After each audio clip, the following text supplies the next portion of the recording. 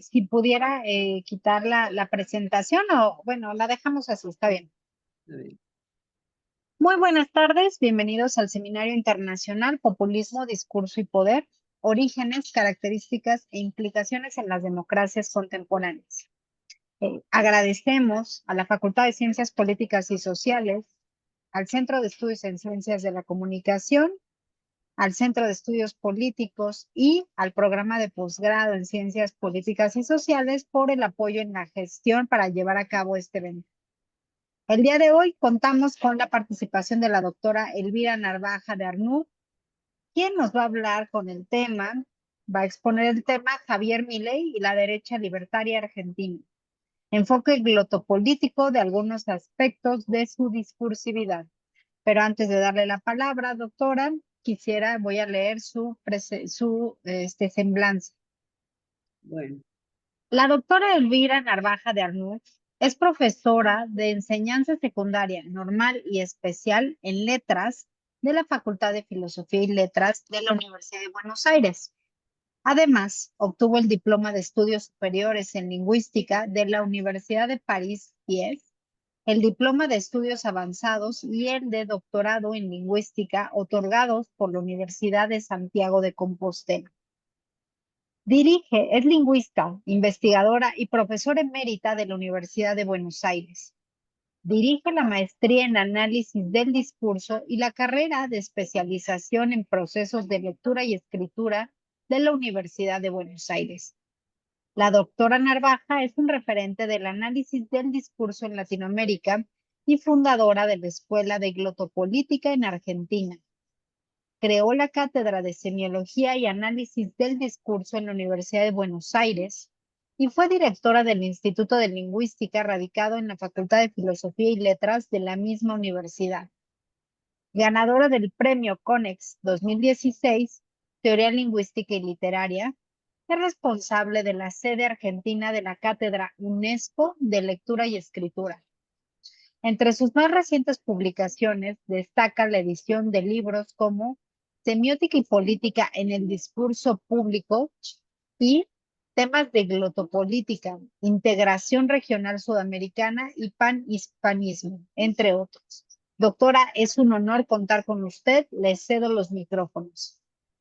bueno, Andrea, te agradezco la presentación, le agradezco a Alejandra también todos los trámites que ha hecho para que pudiera yo participar en este encuentro. Bueno, como usted ha dicho, el título de mi exposición es Javier Milei y la derecha libertaria argentina, enfoque glotopolítico de algunos aspectos de su discursividad. ¿Qué aspectos yo seleccioné de la discursividad de Javier Milei y de esta derecha libertaria? Son aspectos que tienen que ver con la política exterior argentina. Es decir, por un lado, con el vínculo con Estados Unidos y por el otro lado, con el vínculo con Israel. Es decir, esos serían los dos grandes bloques de mi exposición. Bueno, yo me inscribo en el campo de la glotopolítica, que en líneas generales aborda la dimensión semiótica de los procesos sociales tal como se expone en el campo político. ¿Qué grandes bloques cubre la glotopolítica? Por un lado, estudiar las intervenciones en el espacio público del lenguaje, realizadas por el Estado, por distintos colectivos y de las ideologías lingüístico-semióticas que ellas activan. Por eso nos interesamos por las políticas lingüísticas, por ejemplo, las políticas de regulación y control de la discursividad, las políticas educativas, tratamos objetos peculiares como son los instrumentos lingüísticos, por ejemplo, las gramáticas, los diccionarios, las retóricas, buscando relacionarlos con las condiciones de producción y de circulación de esas obras, ¿eh? Y viendo qué ideologías lingüísticas están detrás de ellas. Así dice que este es uno de los bloques. Esperen que me olvidé de cerrar esto.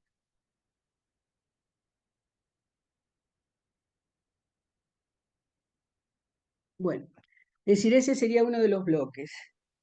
El otro es la desigual distribución del capital lingüístico, semiótico, y de las posibilidades de ejercicio de la palabra pública. Les voy a pedir que me esperen un segundito porque me olvidé de apagar el teléfono.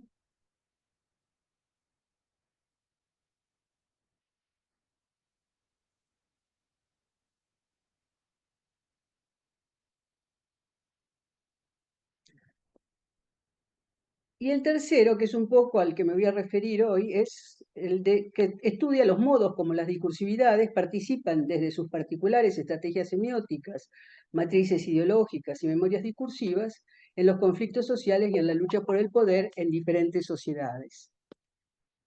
Fíjense que en este caso, es decir, vamos a trabajar justamente apoyándose en el análisis de determinados discursos relacionados con esa derecha libertaria. Bueno, ¿cuál es el proceso entonces que estamos viviendo? Un proceso de derechización de las sociedades. Nos encontramos con unas expresiones de las nuevas derechas que han recibido distintos nombres, ¿eh? Extrema derecha, nueva derecha, ultraderecha, derecha radical, derecha alternativa, populismo de derecha, derecha 2.0, postfascismo, y estas designaciones dependen de las perspectivas desde las cuales se lo aborde, ¿no es cierto?, el fenómeno. Estas nuevas derechas están ligadas a movimientos antiderechos, negacionistas y de discursos anticomunistas propios de la Guerra Fría. Se plantean, y eso aparece claramente en el caso nuestro, una batalla cultural. Es una batalla cultural antiprogresista que a la vez que radicaliza posiciones de las derechas neoliberales y desarrolla como estas rasgos y vínculos globales, adquiere un perfil nacional propio. En ese estudio del perfil nacional propio, no solo hay que atender a la situación propia del país donde se desarrolla esta derecha, sino también a la condición de central o periférica del país. Piensen ustedes que, así como en los países centrales, esta extrema derecha tiene un sesgo proteccionista, en el caso de los países periféricos se abre sin restricciones al libre mercado. Por lo menos es lo que ocurre en la Argentina. En la Argentina, Milei tiende a abrir el país a inversiones extranjeras sin restricciones, exalta su vinculación con Elon Musk, por ejemplo, y declara su fuerte asociación con Estados Unidos e Israel. Fíjense que en la campaña dijo repetidas veces, si soy presidente, mis aliados son Estados Unidos e Israel. Y fueron los dos países que visitó primero como presidente. Por eso yo les había dicho antes que la exposición se organiza en torno a estas dos alianzas. El primer bloque sería la valoración del inglés y de la cultura política norteamericana en esta derecha libertaria. Hay una marcada admiración y búsqueda de articulación mayor con Estados Unidos. Fíjense que apareció en la campaña muy fuertemente un proyecto de dolarización que sigue de alguna manera vigente, aunque no se haya alcanzado, pero aparece realmente no solo como una herramienta económica, sino sobre todo como un símbolo. Y esta derecha desconoce la tradición antiimperialista latinoamericana, que ha sido muy fuerte, ¿no es cierto?, a lo largo de nuestros 2 siglos de vida independiente, y las diferentes manifestaciones que esta tradición ha tenido. Bueno, nosotros vamos a ver rápidamente modos semióticos de esa vinculación. Los aspectos que vamos a considerar son, por un lado, la intericonicidad, es decir, la relación que una imagen tiene con otras, o cómo determinados rasgos exponen cierta genealogía de imágenes. Por otro lado, vamos a ver la recontextualización de imágenes que son propias de la cultura política norteamericana.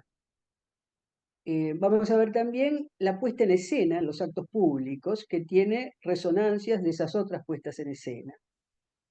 Vamos a ver también cómo esta vinculación se muestra en escenas glotopolíticas, y vamos a analizar qué es una escena glotopolítica.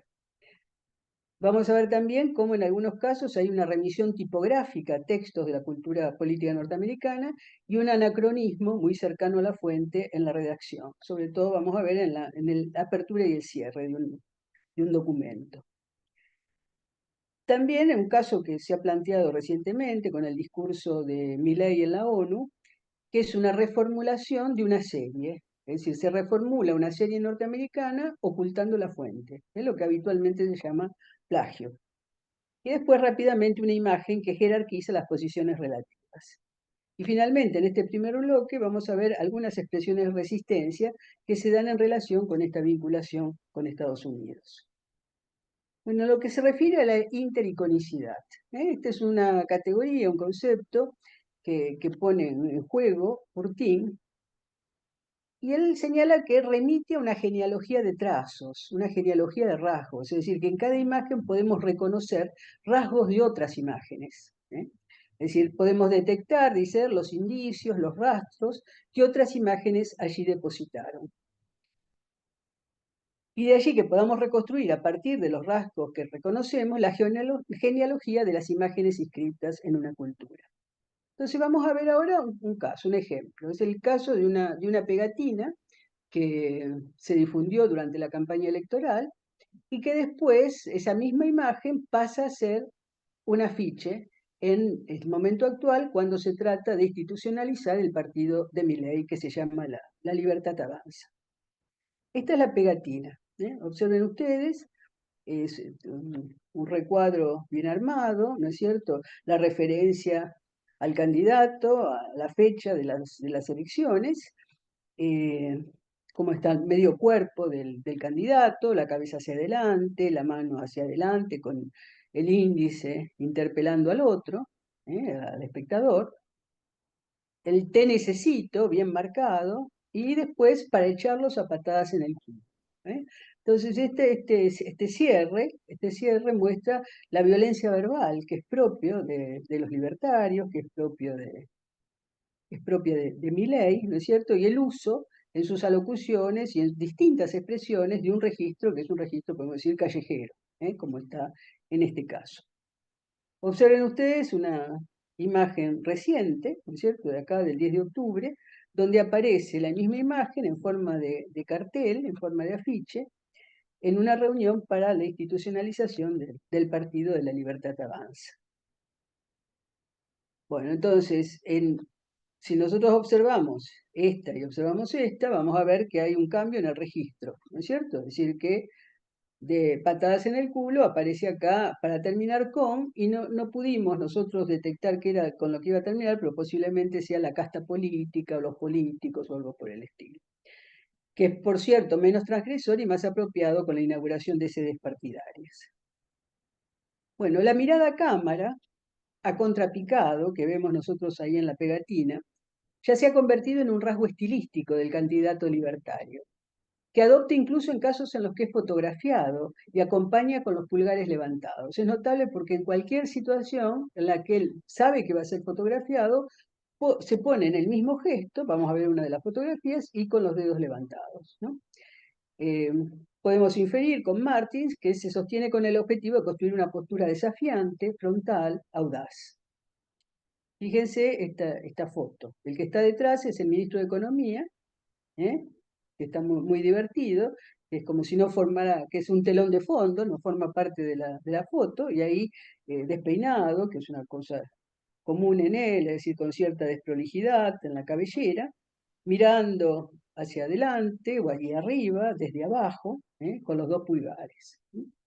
En algunos casos se dice que se pone en esa posición frente a las cámaras para que no se le vea la papada, pero no sabemos, posiblemente hay otras razones que están allí jugando. Bueno, entonces podemos relacionar esta pegatina, ese cartel que hemos visto, con un afiche diseñado en 1917 por un historietista político para ser utilizado como campaña de enrolamiento en Estados Unidos. Es la fecha de la Primera Guerra Mundial y circuló también durante la Guerra de Vietnam. Fíjense acá. Es decir, te quiero o te necesito para el ejército de los Estados Unidos, estación de reclutamiento más cercana, etc. También el recuadro, también el medio cuerpo, también la cabeza un poco hacia adelante y sobre todo el índice interpelando al otro. Entonces, rastros que vinculan la pegatina con serie de imágenes de la cultura norteamericana inscritas en convocatorias bélicas. Vamos a ver otra. Fíjense que esto es interesante porque esta inscripción en una serie también tiene su significado. Piensen que el marco en el que estamos viendo esto es el marco de la relación con Estados Unidos y también, de alguna manera, la naturalización de esa relación. Y el olvido de una serie de enfrentamientos, conflictos políticos anteriores. Entonces está ese recuadro marcado, el medio cuerpo, ¿no es cierto?, la cabeza en el límite superior, o sobresaliendo, como vamos a ver en otra, la posición de la mano derecha con el índice, interpelando, bueno, y la expresión esa, te necesito, te quiero, etc. Bueno, esta es otra imagen de la Segunda Guerra Mundial. Y esta del Ku Klux Klan, fíjense, el clan te quiere, campaña de reclutamiento, que es la única en la que sale la figura humana del recuadro. Bueno, el personaje central en todos estos afiches es la representación del tío Sam, ¿no? Emblema estadounidense que suele personificar a los Estados Unidos o su espíritu patriótico, y la identidad entre el personaje y el país se comprueba en la polisemia de las siglas, que remiten tanto a tío Sam como a Estados Unidos. Pero en realidad la relación más estrecha es la que tiene Milley con Trump, y es con la imagen de Trump, que entra dentro de esta saga de imágenes, con la que se vinculan. Fíjense, es esta, donde está el Quiero hacer América grande, grande otra vez, que estuvo en la campaña presidencial de Trump en el 2016. Y esa expresión es una expresión que que han reiterado los libertarios hasta el cansancio, ¿no es cierto? Haciendo la traducción al castellano o integrando algunas palabras del castellano. ¿Sí? Eh, también esa idea de hacer otra vez grande América es una idea que aparece abundantemente en Milei, ligada a la exaltación de una etapa de la historia argentina, que sería fines del 19, comienzos del 20, etapa en la que el avance de la frontera agrícola le sirvió para aumentar al país, para aumentar la renta agraria, ¿no es cierto? Pero al mismo tiempo que ocurría esto, había una serie de conflictos sociales. Incluso él cierra esa etapa óptima, la cierra cuando comienzan a actuar los movimientos populares y comienza a intentarse una democratización de la sociedad. Entonces, la reformulación argentina de la imagen no remite a la serie, densa en significaciones ancladas en la historia norteamericana, serie que hemos visto en algunas de sus expresiones, sino al juego de las identificaciones con Trump. El Quiero hacer grande América nuevamente ha sido reformulado, como les dije, por Milei aplicado a la Argentina.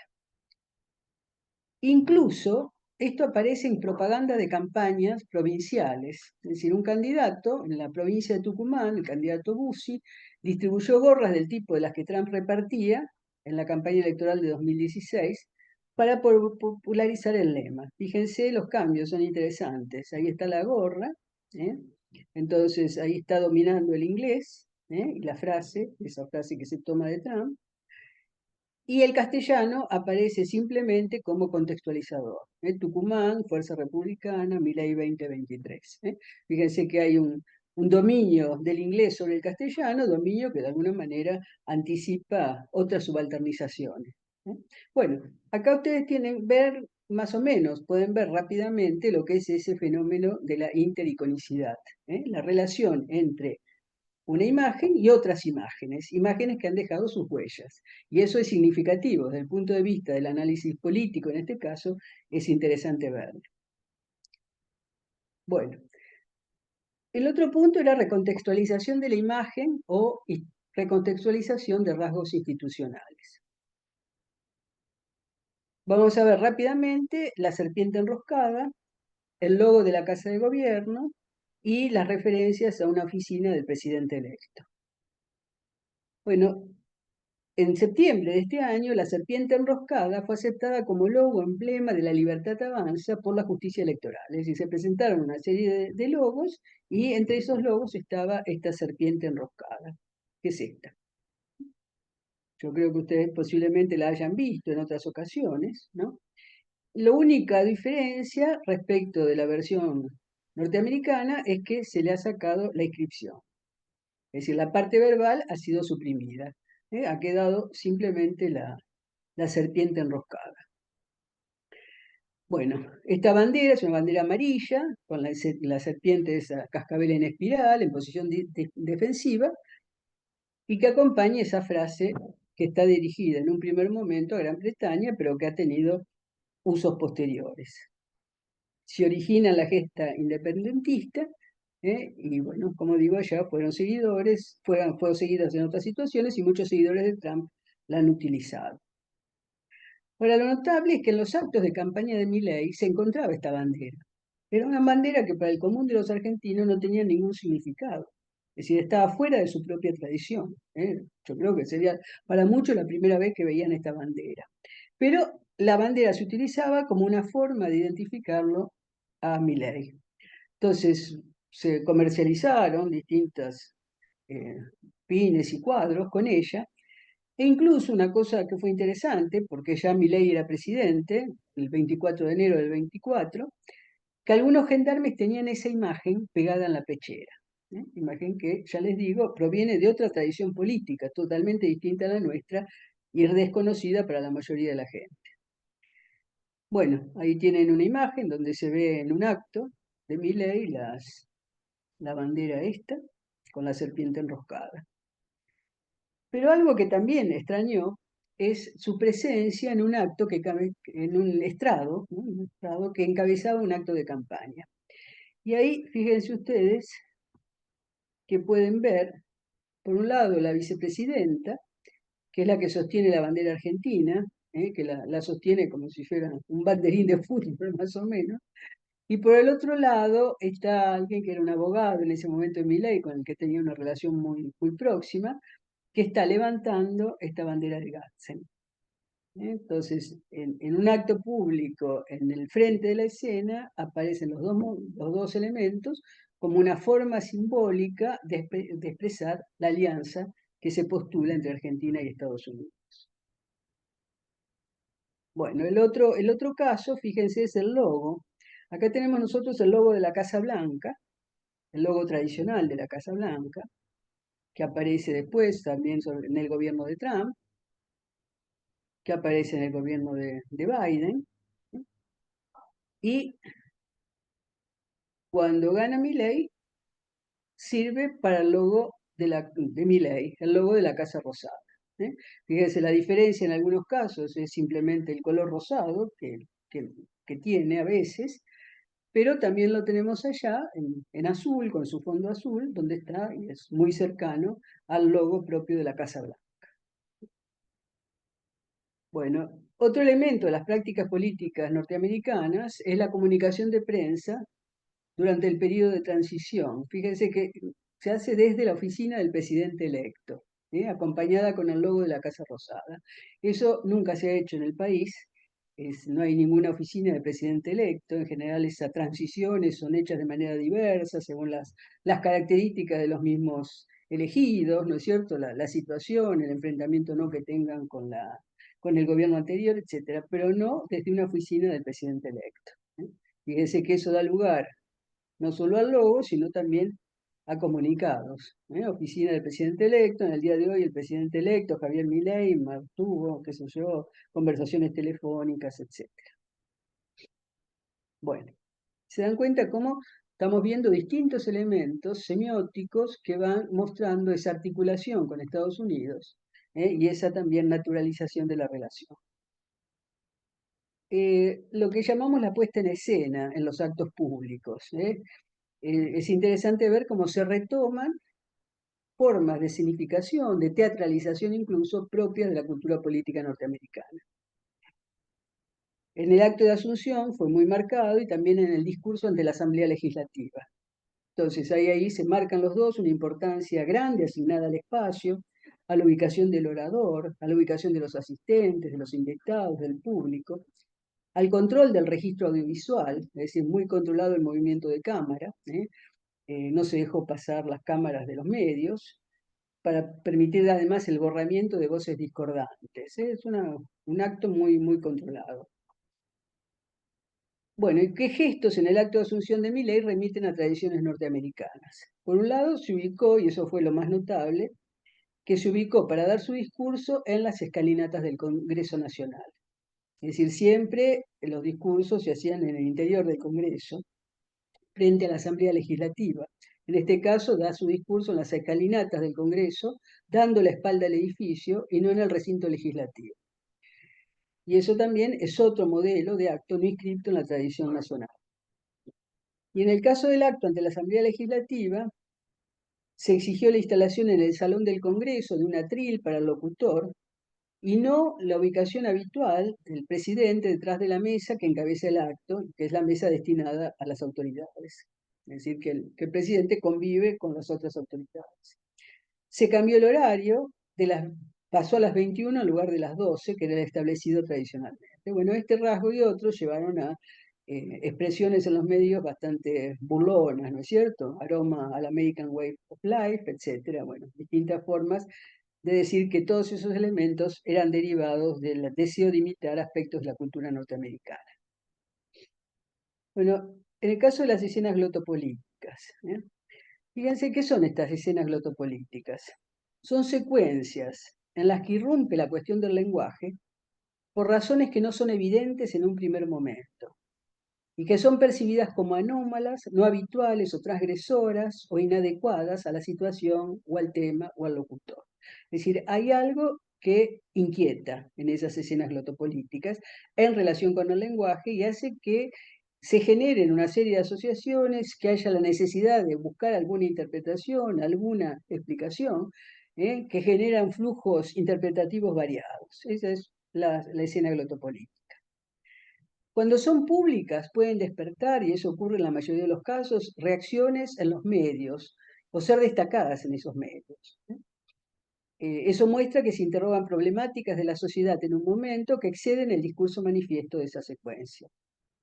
Bueno, en otras ocasiones el efecto de extrañeza es tal que no son retomadas. Yo analicé en otra ocasión una que no era retomada, pero esta que les voy a presentar fue una escena glotopolítica retomada abundantemente por los medios.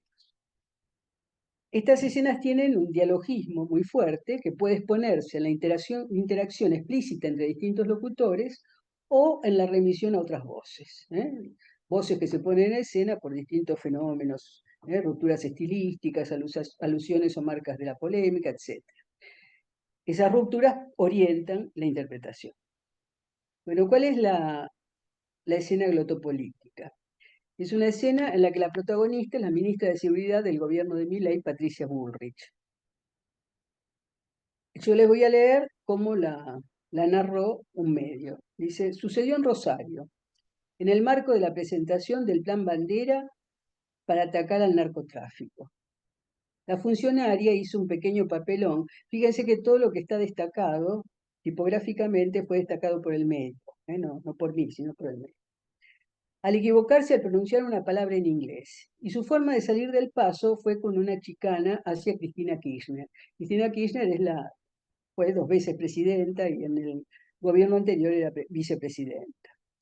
El vocablo en cuestión era think tank, que se puede traducir como usina de pensamiento.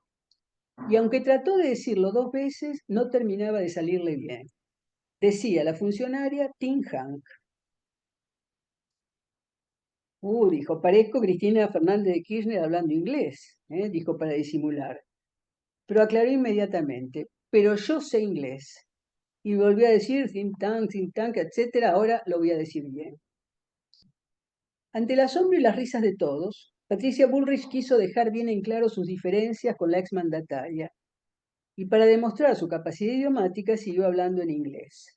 Habló inglés perfecto, fue a una escuela inglesa, pero, y acá introduce otra vez el castellano. Lo dije mal, ¿qué voy a hacer? Terminó la frase en español. Bueno, esa sería la escena glotopolítica, tal como fue relatada por este medio, pero también por muchos otros. Bueno, ¿qué es lo que evidencia esta escena glotopolítica? Por un lado, lo que estamos viendo, la valoración política del dominio del inglés por parte de sectores de la derecha que lo vinculan con su formación. Es decir, hay muchos momentos que estos sectores hablan de su dominio del inglés y como que eso fuera imprescindible para la participación política. Reconocen ese dominio como índice de su pertenencia social y política y descalifican a la posición contraria. Es decir, son aquellos, como en este caso Cristina Kirchner, no habla inglés como hablo yo. Las ideologías lingüísticas se asocian con las políticas y en este caso se proyectan sobre la lengua y sobre el hablarlo perfectamente. Es decir, ideologías que afectan al inglés y también al hecho de hablarlo perfectamente, mostrando el lugar que ocupan ambos objetos en el mercado de bienes lingüísticos y señalando cuáles están investidos de poder simbólico y cuáles no. Fíjense que también está, cuando veíamos la gorra, el lugar que se le asigna al inglés y el lugar que se le asigna al castellano. Bueno, se justifica entonces por la posesión de un capital lingüístico la posición dentro del funcionariado, ya que la mayoría de sus seguidores no tiene esa competencia. Como no tiene esa competencia, no podrán ser funcionarios. Un poco es lo que se implicita en esta escena glotopolítica. Lo interesante es que el problema se plantea en relación con think tank, que remite a espacios de propuestas político-ideológicas, en general manejadas desde los centros globales. Fíjense que la ministra no puede pronunciar bien, pero no puede pronunciar bien no porque no sepa pronunciar, ¿no es cierto? Sino porque está ahí pasando otra cosa, que es también lo que tiene de interesante las escenas glotopolíticas. Es decir, ¿por qué se centra sobre esta expresión la problemática, lo anómalo, lo raro? ¿eh? Bueno, las dificultades de pronunciación o la pronunciación fallida exponen una tensión política entre el aceptar los lineamientos de un poder que habla inglés o buscar caminos que atiendan a la realidad de un país que habla castellano. Es decir, esa tensión está y se concentra en ese sintagma, y ese sintagma no puede ser pronunciado. A pesar de su claro alineamiento con Estados Unidos, la ministra no deja de experimentar la tensión política inscrita en esas decisiones, e incluso puede sentirse interpelada por su propia historia, es decir, porque Patricia Bullrich fue peronista en su juventud y militó en ese movimiento, el movimiento peronista.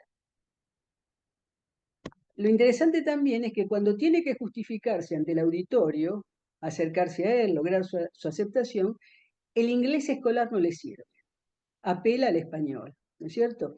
Eso fíjense que es una marca de subalternización, es decir, para aquellos que no han aprendido el inglés muy tempranamente, ¿no es cierto? Ese inglés escolar no les sirve para todos los matices que tienen las interacciones, las relaciones con los otros, etc. Por eso eso lo dije mal, ¿qué va a ser?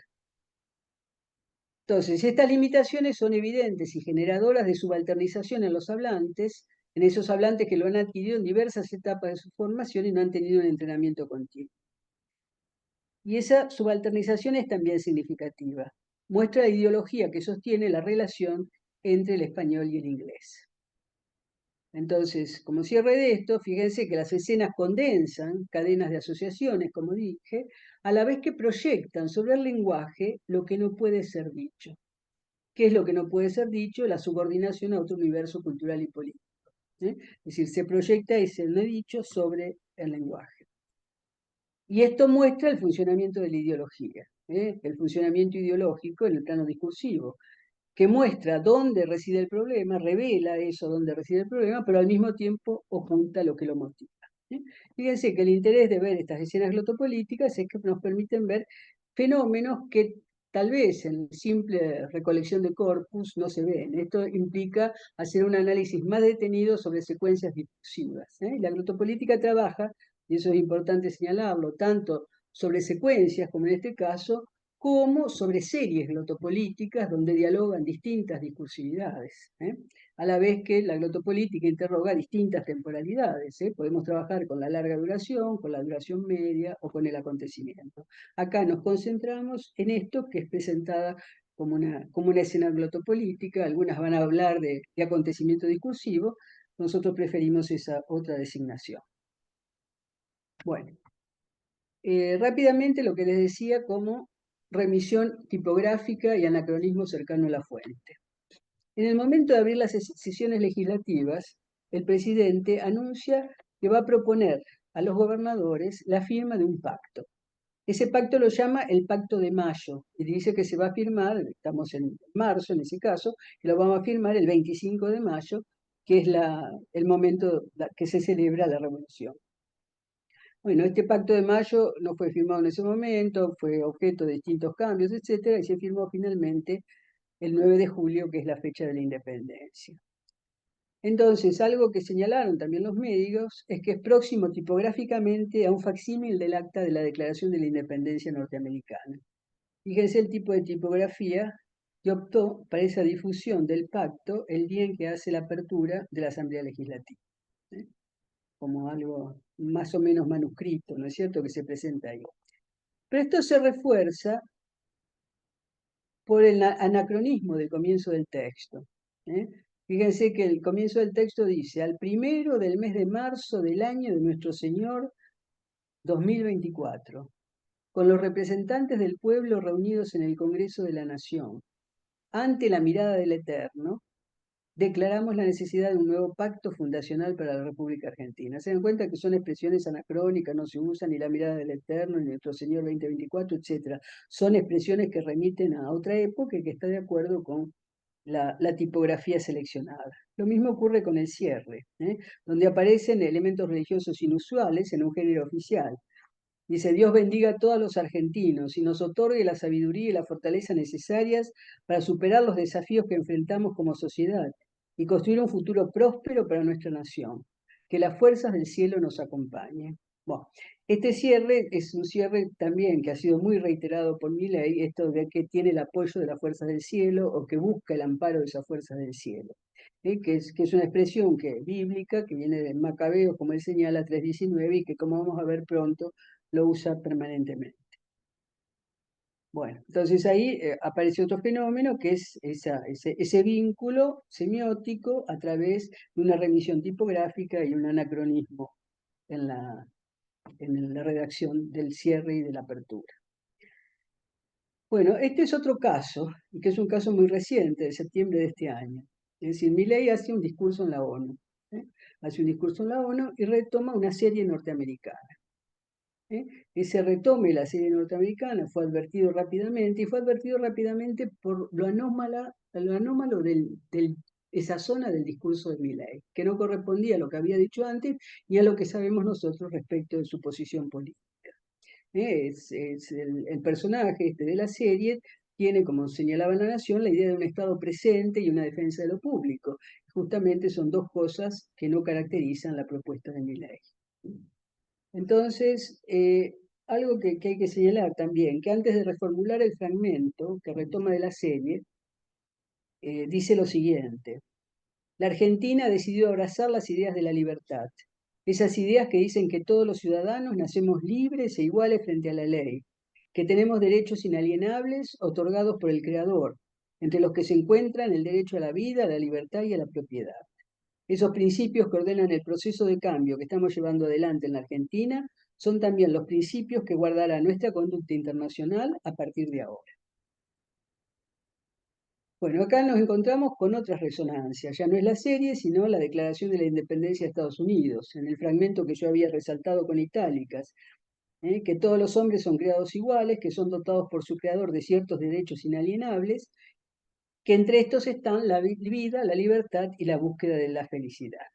Cuando hay una relación con una fuente próxima, es interesante hacer la confrontación, es decir, ver cuáles son las operaciones de reformulación que se han hecho sobre la fuente, ¿no es cierto? ¿Qué dice la fuente? Que todos los hombres son creados iguales. ¿Cómo se reformula esto? Todos los ciudadanos nacemos libres e iguales frente a la ley. Es decir, ya se pone en el plano político y la única igualdad que reconoce, y esto insiste en eso, es la igualdad ante la ley. Frases como esta aparecen en sus discursos. Buscar la igualdad de los que somos naturalmente desiguales es un proceso sangriento que solo conduce a la pobreza. Esa búsqueda de igualdad, que se expresaría en un sintagma como la justicia social, es considerado para Milei un robo, o algo sangriento que conduce a la pobreza. Entonces se dan cuenta que son elementos interesantes para ver en esa reformulación. Después, la fuente dice que son dotados por su creador de ciertos derechos inalienables, que entre esos están la vida, la libertad y la búsqueda de la felicidad. La reformulación dice que tenemos derechos inalienables otorgados por el creador, entre los que se encuentran el derecho a la vida, a la libertad y a la propiedad. Es decir, no es a la felicidad, es a la propiedad. Y acá, evidentemente, resuena una frase que también ha repetido al infinito Milei, que es la que llama el prócer del liberalismo argentino, que dice: el liberalismo es el respeto irrestricto del proyecto de vida del prójimo basado en el principio de no agresión y en defensa del derecho a la vida, a la libertad y a la propiedad. Entonces la felicidad fue reemplazada por la propiedad. Bueno, entonces eso es un poco lo anterior al fragmento en que reformula la serie. Y yo les decía que eso se percibe como anómalo. Cuando escuchamos el discurso es algo raro que está ahí insertado. Es anómalo por el énfasis que da sintagmas de todos para todos, todos ellos, que tienden también a un igualitarismo que habitualmente Milei desestima. También el énfasis vocal que se da a estas palabras se combina con una mirada al auditorio, como polemizando con otras posibles opiniones, como si fuera una opinión propia de él, ¿no es cierto? Y que quiere imponerlo al auditorio. Yo les voy a leer en lo que está en azul, que es lo de Milei, y ustedes pueden rápidamente ver lo que está en negro, que es lo que corresponde a la serie. ¿Sí? Creemos en la libertad de expresión para todos, creemos en la libertad de culto para todos, creemos en la libertad de comercio para todos y creemos en los gobiernos limitados, todos ellos. Y como en estos tiempos lo que sucede en un país impacta rápidamente en otros, creemos que todos los pueblos deben vivir libres de la tiranía y la opresión, ya sea que tome forma de opresión política, de esclavitud económica o de fanatismo religioso. ¿Eh? Miren ustedes lo que es el texto fuente que está en negro. Bueno, después dice, esa idea fundamental no debe quedarse en meras palabras, tiene que ser apoyada en los hechos diplomáticamente, económicamente y materialmente. Viene la fuente, que es lo que está en negro. Y bueno, ¿cuáles son los cambios también acá de la reformulación que son interesantes? Un cambio mínimo que sería estamos a favor por creemos, porque el estar a favor puede dar lugar a una acción, el segundo se mantiene en el plano de la creencia. El reemplazo de en todas partes para todos. Fíjense que el primero, y eso se va a reiterar en la reformulación, implica una visión planetaria desde el lugar en que se lo enuncia. Piensen ustedes que lo enuncia un presidente demócrata de Estados Unidos. Y para todos puede ser pensado al interior de un Estado. La fuente dice, estamos a favor de la libertad de aprender para todos. Y esto se reemplaza por la libertad de comercio. ¿Eh? Fíjense que es interesante el reemplazo en un momento en que está tremendamente cuestionada la educación pública y en el que hay un enfrentamiento muy grande con los universitarios, sobre todo las universidades públicas. Y el agregado es este, creemos en los gobiernos limitados todos ellos. Fíjense que es un agregado un poco confuso, no se puede saber bien por qué lo agregó, qué quiere decir eso, porque en el plano nacional, gobierno limitado puede interpretarse, como pongo ahí, como Estado reducido, o gobierno que limita su incidencia sobre los ciudadanos, y en el plano internacional puede ser un gobierno que no incida en los otros. Es decir, fue un agregado confuso allí. Bueno, la fuente va a hablar va a decir, como en nuestro tiempo podés construir una bomba en tu país y traerla al mío, lo que ocurra en tu país es asunto mío, y la reformulación dice, como en estos tiempos lo que sucede en un país impacta rápidamente, es decir, se deja de lado la bomba, que también de alguna manera es algo, un anacronismo, viendo la forma de terrorismo actuales, y se usa la generalización. Lo que sucede en un país impacta rápidamente en otros. Bueno, entonces, por eso estamos a favor de la libertad frente a la tiranía en todas partes, etc. ¿Qué es lo que dice Milei? Creemos que todos los pueblos deben vivir libres de la tiranía y la opresión, ya sea que tome forma de opresión política, de esclavitud económica o de fanatismo religioso. Bueno, después, ese día fundamental no se puede afrontar simplemente con nuestro apoyo. La reformulación va a decir, esa idea fundamental no debe quedarse en meras palabras. Fíjense, otra vez aparece el lugar de enunciación. Se lo enuncia desde un país con fuerza suficiente para apoyar a otros, o se enuncia desde un, desde un país que no tiene esa fuerza, como es el caso de Argentina. Entonces, hay que afrontarla con nuestra fuerza diplomática, económica y materialmente. La reformulación va a decir, tiene que ser apoyada en los hechos.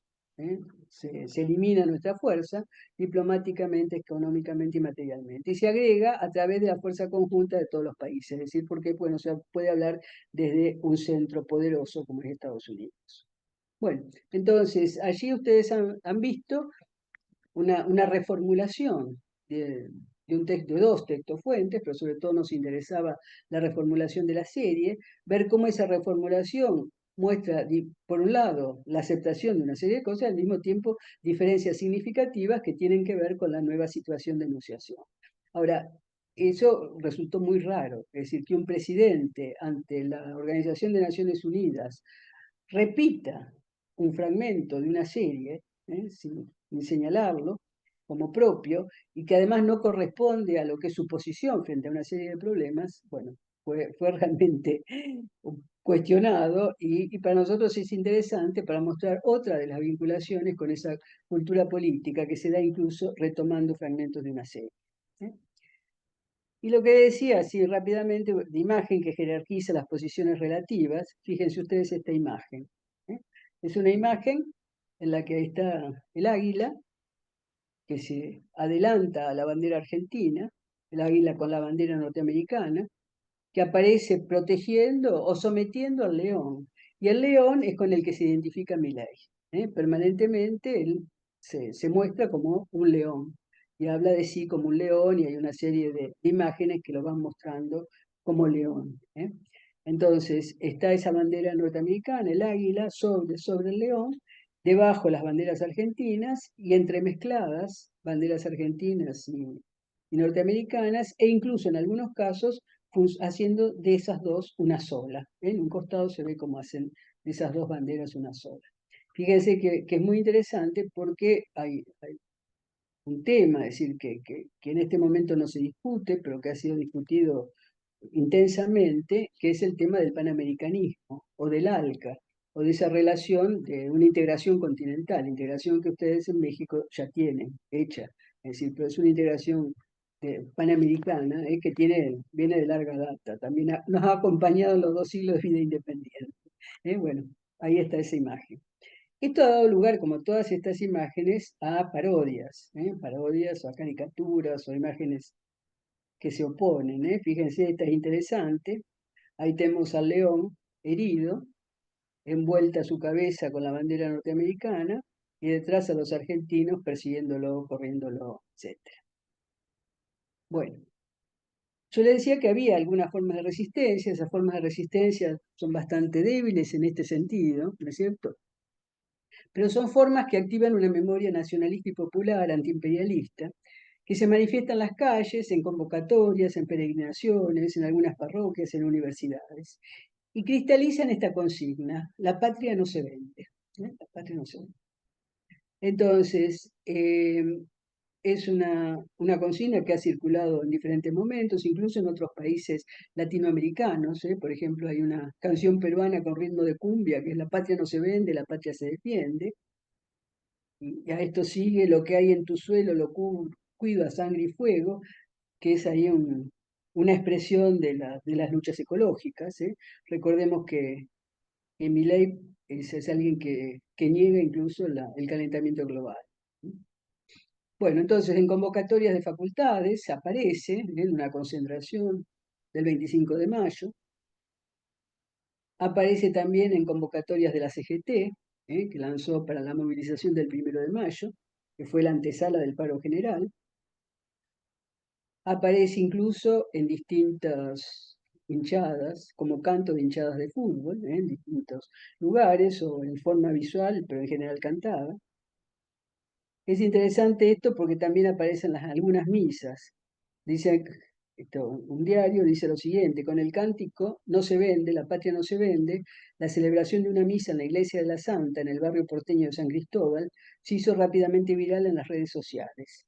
En el video se puede observar cómo el sacerdote levanta el vino y el pan y las personas presentes comienzan a corear la canción que suele entonarse en movilizaciones políticas, principalmente en las que son convocadas por el peronismo y la izquierda, que actualmente se expresa en el reclamo a la administración libertaria. Al mismo tiempo se ve algunos asistentes del cura aplaudiendo. Bueno, esto fue motivo de escándalo.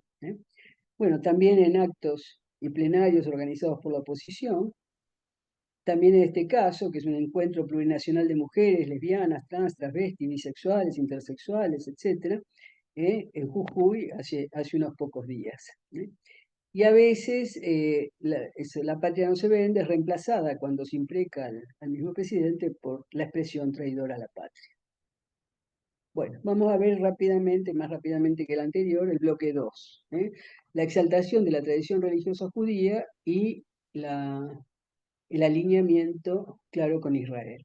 Es decir, bueno, Javier muestra permanentemente su adscripción a los sectores conservadores del país. En Nueva York, por ejemplo, rindió homenaje al rabino fundador del grupo jasídico Chabad Lubavitch. Stefanoni, que es un crítico, un sociólogo, afirma que en los foros de las derechas nacionalpopulistas existe una derecha judía que comparte ideas antiprogresistas. Otro dato es que como presidente recibió el 11 de abril de 2024 la distinción de Embajador Internacional de la Luz por la comunidad ortodoxa Chabad Lubavitch, que lo fundamentó a este premio en su inquebrantable dedicación a difundir la libertad, la esperanza, la positividad frente a la oscuridad, a sus incansables esfuerzos por Israel y la comunidad global. Bueno, Milei justifica esta atracción por la religión judía por lo que han sido los encuentros regulares con lo que él llama su rabino de cabecera. ¿Eh? Es un rabino que fue designado al comienzo de su presidencia como embajador argentino ante Israel. Acá tenemos una frase en una entrevista, una frase de Milei, dice: yo no voy a la iglesia, voy al templo, no hablo con sacerdotes, tengo un rabino de cabecera y estudio la Torá. Se me reconoce internacionalmente como amigo de Israel y como estudioso de la Torá. Estoy a poco de ser judío, solamente me falta el pacto de sangre.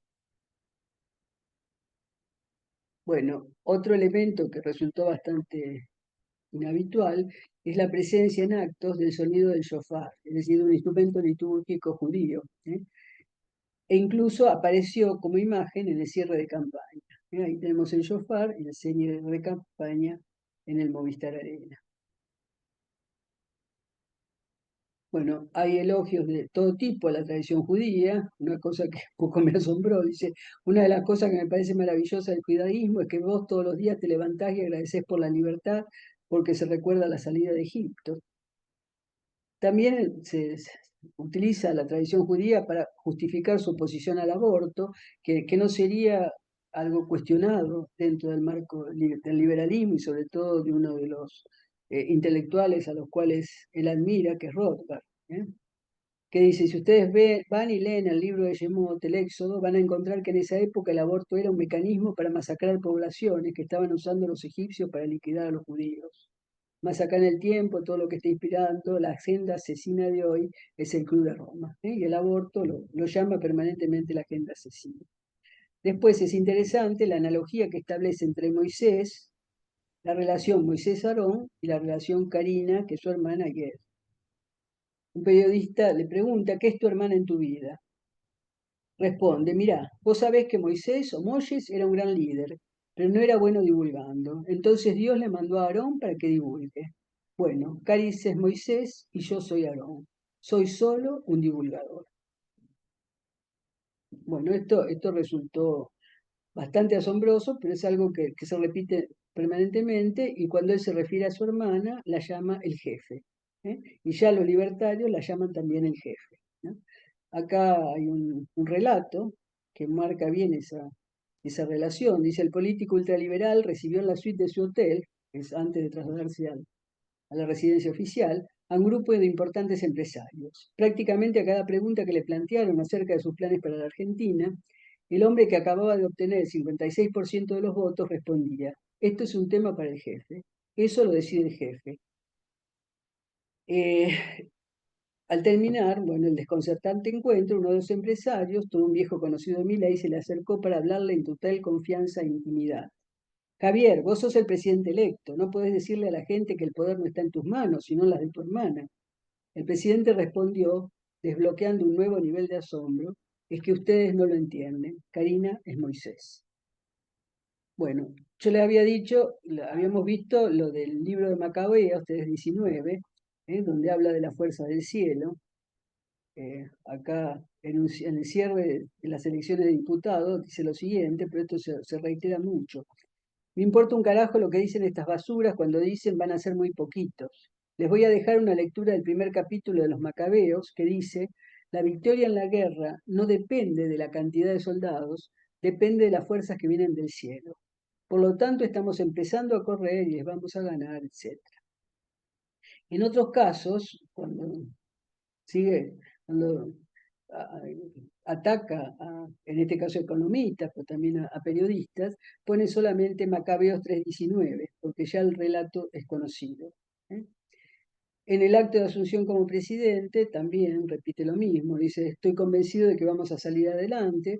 Recuerdo cuando hace 2 años, junto a la doctora Villarroel, el vicepresidente de la Nación, ingresamos a esta casa como diputados, recuerdo que en una entrevista me habían dicho, pero si ustedes son dos, en 257 no van a poder hacer nada. Y también recuerdo que ese día la respuesta fue una cita del libro de Macabeos, del 19, etc. Bueno, de esta orientación argumentativa del relato de vida deriva por el conector y por la referencia a las fuerzas del cielo una conclusión, que aparece como invocación. Por lo tanto, Dios bendiga a los argentinos y que las fuerzas del cielo nos acompañen en este desafío. Y en el acto de Asunción también hizo otra referencia a la tradición judía, a la fiesta de Hanukkah, porque la Asunción coincidía con la celebración de la etapa en la que los judíos, gracias al triunfo de los macabeos, recuperaron el templo de Jerusalén que había sido profanado. La festividad en 2023 inició al atardecer del 7 de diciembre y estuvo presente en el acto, estaba presente en el acto de Asunción. Dice Milei, no es casualidad que esta inauguración presidencial ocurra durante la fiesta de Hanukkah, la fiesta de la luz, ya que la misma celebra la verdadera esencia de la libertad. La guerra de los macabeos es el símbolo del triunfo de los débiles por sobre los poderosos, de los pocos por sobre los muchos, de la luz por sobre la oscuridad y sobre todas las cosas de la verdad por sobre la mentira. Bueno, entonces ahí está la lucha de los débiles contra los poderosos. Siempre los libertarios plantean que Milei es algo así como David que se enfrenta a Goliat. Hay una asociación primera de la luz de las velas con la libertad, y se deja de lado el sentido histórico de lucha de la libertad contra los agentes imperiales. La luz, por otra parte, adquiere el valor que desde el iluminismo tiene por la asociación con la razón y la verdad, y esta asociación con la razón y la verdad lleva a una reflexión final. Prefiero decirles una verdad incómoda antes que una mentira confortable. Y esto lo ha dicho en toda la campaña, y bueno, la verdad incómoda es el tremendo ajuste que implica su gobierno y que según él es el mayor de la historia de la humanidad. Bueno, también en la misa interreligiosa de Asunción, el rabino de cabecera al que nos referimos, de otra versión, otra interpretación, dice, en la máxima oscuridad de esta fiesta de Hanukkah, ¿no? En la máxima oscuridad podemos prender una luz y empezar a iluminar el mundo. Y esto se puede asociar fácilmente con la obsesión de Milei de que su predicación en contra del socialismo incida planetariamente. Fíjense la relación de esto con lo de Rothbard. Dice, los progresistas instauran la democracia como un absoluto moral último, que prácticamente sustituye a todos los demás principios morales, incluidos los 10 mandamientos y el sermón de la montaña. Este apelar a esos otros principios morales es lo que hace Milei apoyándose en lo que sería la tradición religiosa judía. Bueno, en Milei hay evidentemente una necesidad de una legitimación moral, legitimación que aportan el Antiguo Testamento y esas expresiones diversas de la relación judía, de la religión judía. Por eso dice, en ese contexto, los proyectos que nosotros vamos a hacer serán de fuerte base moral. Cuestionaremos todas las medidas inmorales. Es decir, eso lo dice y en apoyo de esto plantea que va a poner en funcionamiento lo que llama el principio de la revelación. Es decir, que se van a presentar proyectos al Congreso y aquellos que no los acepten van a revelar que son inmorales. Bueno, en cuanto a hacer aceptable su posicionamiento sobre temas sociales, fíjense que los posicionamientos son muy cuestionables. Es como les dije antes, negador del cambio climático, no cuestiona la venta de órganos, ni la libre comercialización de la droga, ni la libre portación de armas.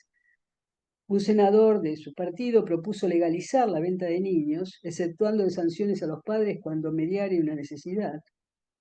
Un diputado también de su partido aceptó el trabajo infantil si el padre necesita que su hijo trabaje en lugar de ir a la escuela. Bueno, entonces, como le dije antes, para reconocer la moralidad de los políticos, propone el ejercicio de la revelación. ¿Cómo plantea este principio de la revelación? Dice, cuando arrancamos la campaña yo señalaba que los proyectos que íbamos a enviar al Parlamento tenían que ver con el principio de revelación. Claro, ingenuo de mí, creí que la casta política entendía. Pero parece que lo entendieron ahora, cuando hablé de lo que era el principio de revelación y que se encontraba en la Torá, cuando se analiza el caso del rey Salomón. Él también juega un poco con la identificación con el rey Salomón, que el rey Salomón tenía en su estandarte también el león. Sucede que vienen a él dos mujeres que reclamaban por un mismo chico, y en su sabiduría el rey dijo, si las dos se acreditan de ser dueñas o la madre del hijo, vamos a partir el chico en dos. Y entonces ahí apareció la madre y dijo, que se lo quede ella, pero por favor no lo maten. Este es el principio de revelación. Bueno, aprendan burros, etc. Bueno, los cuestionamientos en este caso llegan de la misma comunidad judía. Por ejemplo, el llamamiento argentino judío va a decir el candidato Javier Milei, expresión de un ultraliberalismo limítrofe con el fascismo, se ha empecinado en utilizar de forma espuria la simbología del judaísmo y apela en forma frecuente a justificar sus totalitarias propuestas políticas, apelando a la Torá y al Talmud, dos de los textos centrales de la tradición espiritual judía. También un periodista en la agencia judía de noticias va a decir, Milei percibió todo esto, es decir, la ingeniería divina del judaísmo, y se zambulló en un mundo que cree que puede pertenecerle. Por el simple hecho de un estudio semanal de la Torá, su posible conversión, un cierre de campaña con un gran shofar y un viaje particular a la tumba del Rebbe de Chabad Lubavitch a Brooklyn. Nada de esto lo convertirá mágicamente en judío. Y los grupos, las agrupaciones judías progresistas y de centro izquierda, publicaron también una declaración diciendo, durante esta campaña presidencial, este candidato ha tenido declaraciones de contenido discriminatorio, misógino, contrario a la diversidad sexual, a la pluralidad política y a la convivencia democrática en general. Corresponde condenar, además, su ataque al Papa Francisco, ofendiéndolo a él y a través suyo a millones de fieles. Asimismo, agrega esta declaración, no puede obviarse que su compañera de fórmula, Victoria Villarroel, es la principal figura del negacionismo en nuestro país y de defensa de una dictadura que tuvo un probado carácter antisemita al ensañarse especialmente con desaparecidos de origen judío. Queremos expresar de forma clara, la ética judía que aprendimos y que aspiramos a poner en práctica en nuestras vidas está íntimamente vinculada a la noción de igualdad y de justicia social. La misma que Milei tilda de aberrante. Nos habíamos antes referido a esta noción de igualdad y de justicia social que es fuertemente cuestionada por Milei. Bueno, cierra diciendo no permitiremos que se apropie de símbolos y conceptos judíos y que eso nuble esta realidad. Bueno, también el cuestionamiento viene del lado de los curas villeros, que hicieron una misa en desagravio del Papa Francisco, que atacaron también a Milei en una declaración y que responden también con lecturas bíblicas. Aunque no las comentan, las lecturas bíblicas cuestionan un poco las otras lecturas, o por lo menos la posición de Milei, ¿no? Por un lado estaba la lectura de Isaías, dice, este es el ayuno que yo amo, oráculo del Señor, soltar las cadenas injustas, desatar los lazos del yugo, dejar en libertad a los oprimidos, romper todos los yugos, compartir tu pan con el hambriento, albergar a los pobres sin techo, cubrir al que veas desnudo, no despreocuparte de tu propia carne. Entonces llamarás y el Señor responderá. Dice, si eliminas de ti todos los yugos, el gesto amenazador y la palabra maligna, si ofreces tu pan al hambriento y sacias al que vive en la penuria, tu luz se alzará en las tinieblas y tu oscuridad será como un mediodía. Esa era una de las lecturas de esta misa y la otra el Evangelio de Mateo. Es un evangelio que anuncia la fuerza del castigo divino a los que se va a someter, a los que no han respetado la ley y los principios, entre otros los que no han socorrido al necesitado. Dice, irán a un castigo eterno. Bueno, entonces, en relación con esta exaltación de la tradición religiosa judía, aparece su alianza con Israel. ¿eh? Y vamos a ver otro alineamiento. ¿Qué es lo que dice él? A Israel lo considero tan aliado que he dicho que voy a mudar la embajada desde Tel Aviv a Jerusalén. Cuando llega a Israel, le dice al canciller, estoy cumpliendo mi promesa de que el primer país que visitaría sería Israel. Y obviamente vengo a apoyar a Israel contra los terroristas de Hamas. Bueno, acá vemos una foto donde está con su rabino de cabecera frente al Muro de los Lamentos. Acá otra foto, que está en la misma situación. Bueno, y esto también dio lugar, como ocurre ahora con las redes sociales, a gestos humorísticos. Fíjense, este meme, ahí está Milei, pero no es el Muro de los Lamentos, sino el Muro de los Aumentos, Es frente a unas góndolas de supermercado donde los precios aumentan permanentemente. ¿Eh? Bueno, otro elemento interesante es el cuestionamiento a la ONU respecto de la política hacia Israel. Se ha votado sistemáticamente en contra del Estado de Israel, que es el único país de Medio Oriente que defiende la democracia liberal. ¿Eh? Y después esta foto que fue ampliamente difundida de una caravana proselitista, donde él está enarbolando la bandera de Israel. Esto se asocia a un marcado belicismo que se acentúa. La República Argentina, dice también en ese discurso ante la ONU, lo cito porque es reciente, la República Argentina va a abandonar la posición de neutralidad histórica que nos caracterizó y va a estar a la vanguardia de la lucha en defensa de la libertad. Es interesante también acá mirar lo que dice Rothbard. Dice, estamos comprometidos, para ver esto del belicismo, estamos comprometidos en el sentido más profundo en una guerra religiosa, y no solo cultural. Religiosa porque el liberalismo de izquierda, la socialdemocracia, es una visión del mundo apasionadamente sostenida, una religión en el sentido más profundo, sostenida por la fe. La visión de que el objetivo inevitable de la historia es un mundo perfecto, un mundo socialista igualitario, un reino de Dios en la tierra. Es una visión religiosa del mundo hacia la que no hay que tener cuartel. Hay que oponerse a ella y combatirla con todas las fibras de nuestro ser. Y agrega esto, y sobre todo necesitamos lo que la izquierda teme por encima de todo, una adhesión a la metáfora militar, al concepto de nosotros contra ellos, los buenos contra los malos, a recuperar América, porque finalmente debemos clavar la estaca de madera en el corazón del enemigo para matar de una vez por todas el monstruoso sueño del mundo socializado perfecto. Fíjense que este belicismo de alguna manera eh, asusta a muchos argentinos, porque no sabemos a qué puede llevar todo esto, ¿no? Esta violencia.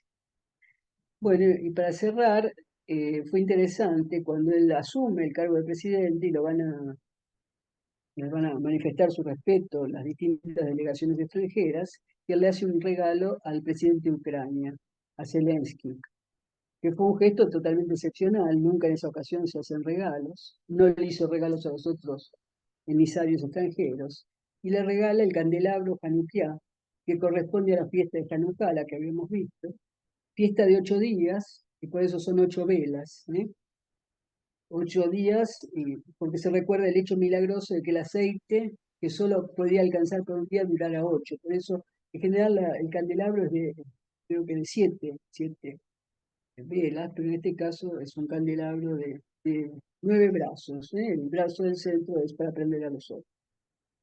Bueno, y es con lo que se celebra la liberación del Templo de Jerusalén luego de la victoria de los judíos sobre los ocupantes de Cocinos. Y acá ustedes tienen la foto. Es el momento en que está Zelensky, está Milei, ¿eh? Recibiendo a las delegaciones extranjeras, y a Zelensky le regala este candelabro de Hanukkah. Bueno, entonces las conclusiones. Si bien las nuevas derechas tienen discursivamente fuertes aires de familia, presentan también sus especificidades. En ellas influyen, entre otras, la condición del país, como dije antes, central o periférica, la situación nacional en la cual emergen y el enemigo que construyen. En el caso argentino, el enemigo es la surdería, que incluye los comunistas, los socialistas, los demócratas, etc. Y bueno, va integrando en esa surdería a muchos grupos. Nos hemos centrado en los principios de la política exterior, enunciados por Milei desde su campaña. Sus grandes aliados políticos serán Estados Unidos e Israel. Se opone, por un lado, a la tradición latinoamericanista, muy importante en los movimientos nacionales y populares del continente, y por el otro, la posición de neutralidad adoptada en general por el país, con su rechazo a todo ejercicio posible de una guerra santa. Respecto de su vinculación con Estados Unidos, hemos mostrado las estrategias semióticas que la establecen, a la vez que la naturalizan. Es posible que en esas construcciones, diversas, insistentes e inesperadas, intervengan usinas de pensamiento, asesores de imagen y expertos en propaganda política. Nosotros solo podemos apreciar sus resultados. Respecto de la vinculación con Israel y la valoración de la tradición judía, la figura más visible como orientación de texto que es el que Milei llama su rabino de cabecera, que ha sido designado, como dije antes, embajador argentino en Israel. Los encuentros regulares entre ambos han favorecido la irrupción, no habitual en el espacio público político argentino, de referencias religiosas a aquella tradición y de cuestionamientos a uno de los pilares de la doctrina social de la Iglesia, la justicia social, y a su jefe, el Papa Francisco. Desde una perspectiva glotopolítica, nos interesa abordar la dimensión semiótica de estos procesos, es decir, las distintas discursividades en juego, expuestas en materiales variados, entre otros verbales e icónicos, porque inciden en las subjetividades y van conformando las identidades políticas y van orientando además las formas de resistencia. Finalmente, no podemos prever el alcance que puedan tener en el devenir del país, pero sí considerar los aspectos que afectan las relaciones de fuerzas relativas entre Milei y la oposición. La identificación con David frente a Goliat, a la que apelan a menudo los libertarios, puede ser asumida también por sus adversarios, viendo los poderes que convoca Milei. Ahí hay que ver quién es el David y quién es el Goliat también. Bueno, cierro acá y les agradezco que me hayan escuchado. Espero que no haya sido muy largo, pero traté de ajustarme al tiempo que me habían propuesto. Muchísimas gracias, de verdad, la explicación ha sido pormenorizada respecto al trabajo y lo que presenta mi ley, ¿no? Le voy a dar la palabra a su comentarista, es la maestra Alejandra de Alba Moreno Ballesteros, pero antes de darle los micrófonos, voy a leer su semblanza. Ella es licenciada en Comunicación Social por la UAM Xochimilco, con medalla Mérito Universitario. Es maestra en comunicación, perdón. Sí, está bien. Lo estoy apagando. Ah, sí. Bueno, sigo. Es maestra en comunicación por la UAM, por la UNAM, perdón, con mención honorífica y candidata a doctora en ciencias políticas y sociales por la UNAM. Participa también en la orientación interdisciplinaria de posgrado en estudios sociodiscursivos. Sus líneas de investigación giran en torno al discurso populista y la comunicación política. Recientemente presentó las reflexiones y hallazgos sobre sus investigaciones en los congresos internacionales de IPSA en Argentina y de ALED en Colombia, así como de ALACIP en Portugal.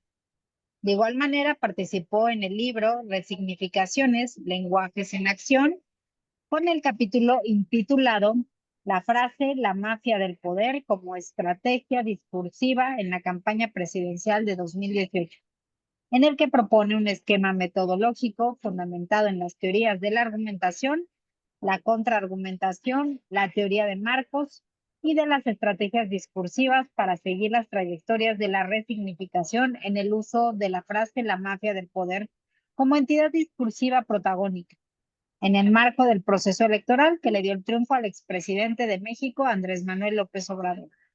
Muchísimas gracias, maestra. Es un honor contar con usted. Les cedo los micrófonos.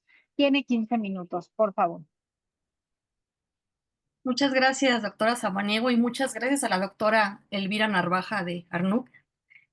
Bueno, la doctora nos ha compartido una ponencia magistral en la que nos explica los rasgos de la derecha libertaria argentina, algunos de los cuales son similares a otras derechas, como el cuestionamiento al tema de género, y otros dan forma al estilo político impreso por su líder político, con impactos en ciertos sectores de la población, del cual emergen partidarios. En el caso de Argentina, nos comenta la doctora, esta particularidad gira en torno a los modos semióticos que develan el alineamiento con Estados Unidos. La ponente destaca la relevancia de considerar la situación central o periférica del país en el que se encuentra y se asume la posición que se estudia, así como las ideologías lingüísticas. La doctora Narvaja también nos habla de la oposición de este prototipo de derecha con el del llamado populismo de izquierda o progresista. Populismo, que vale la pena decir, es el telón de fondo de mi investigación doctoral, así que en ese sentido será mi comentario. Al leer el artículo que compartió la doctora Narvaja, que me compartió amablemente, y al escuchar su ponencia no pude evitar la comparación de los hallazgos de mi investigación con los vínculos entre las ideologías lingüísticas y otros factores, así como con los elementos delineados sobre la derecha libertaria argentina. Para mí es importante hacerlo, hablar de mi investigación y la comparación, porque estoy segura que la teoría y los elementos de análisis que nos aporta la ponente pueden ser un marco teórico-metodológico de gran utilidad para diversas investigaciones que se desarrollan en el posgrado. Si bien algunos elementos discursivos se alejan más que otros, otros resultan muy familiares y casi todos convergen, me atrevo a decir, en el propósito de convencer, de persuadir sobre algunas cuestiones importantes para mantener los liderazgos y disuadir sobre otras situaciones que no son de interés de los líderes o resultan peligrosas para sus proyectos. En el ámbito político, las construcciones discursivas buscan generar adhesión ciudadana, moldear de cierta manera los comportamientos y orientar la toma de decisiones, así como de acciones. Las líneas y estilos discursivos, como los que estudiamos, el de la derecha libertaria en el caso de la doctora, y el populismo de izquierda nacionalista, como se le atribuye en el caso de México, tienen eco en ciertos sectores sociales porque proponen respuestas reductoras y en la mayoría de los casos radicales a las inquietudes de votantes decepcionados de otras opciones políticas. El discurso de este tipo de liderazgo se estructura con base en el devenir y la historia nacional, se insertan estratégicamente en determinadas coyunturas y se alimentan desde el descontento ante los déficits de la democracia. En campaña para alcanzar los puestos de poder, este tipo de líderes pueden buscar sumar el enojo y potenciar el resentimiento contra lo establecido. Cuando acceden al poder, frecuentemente culpan a sus antecesores por la falta de avances. La doctora Narvaja enmarca su investigación en la glotopolítica, que como vimos es el estudio de la dimensión semiótica de los procesos sociales que se presentan en el campo político, cuyo terreno es escenario de distintos posicionamientos que disputan el acceso a un determinado poder y a su ejercicio. Este campo responde a las intervenciones sobre los lenguajes, es decir, las políticas lingüísticas generadas por el Estado o por distintos colectivos, así como las discursividades políticas que se despliegan en diferentes modalidades semióticas. Las políticas se sustentan o son delineadas por ideologías lingüísticas, dice la doctora Narvaja, que se articulan de varias maneras con las ideologías propias de las discursividades asociadas a un mismo posicionamiento. Es decir, esta perspectiva concibe a las ideologías lingüísticas de forma amplia, pues no solo contempla las lenguas, variedades y registros y a las tecnologías de la palabra o a sus juegos semióticos, sino también incluye los fenómenos discursivos como el estilo o los modos valorados de comunicación política. Sí, la doctora Narvaja destaca que la glotopolítica es esencial para comprender estos vínculos sin los cuales no podríamos advertir, por ejemplo, el sentido histórico de las ideologías lingüísticas que dirigen un proyecto de gramática nacional sin contemplar cómo construyen otros discursos próximos el objeto discursivo de nación, por ejemplo. Considero que es fundamental atender esta perspectiva porque puede ofrecer explicaciones en investigaciones como la que trabajo en el doctorado y otras que se desarrollan en la Facultad de Ciencias Políticas y Sociales, como las que estudian las disputas temáticas y las controversias significativas por el uso de la palabra democracia en el ámbito legislativo, por ejemplo. Como nos explicó el doctor Castaños, un ponente que estuvo en la primera edición de este seminario, estas disputas temáticas y controversias significativas son posibles porque democracia es un término controvertible, como muchos otros términos.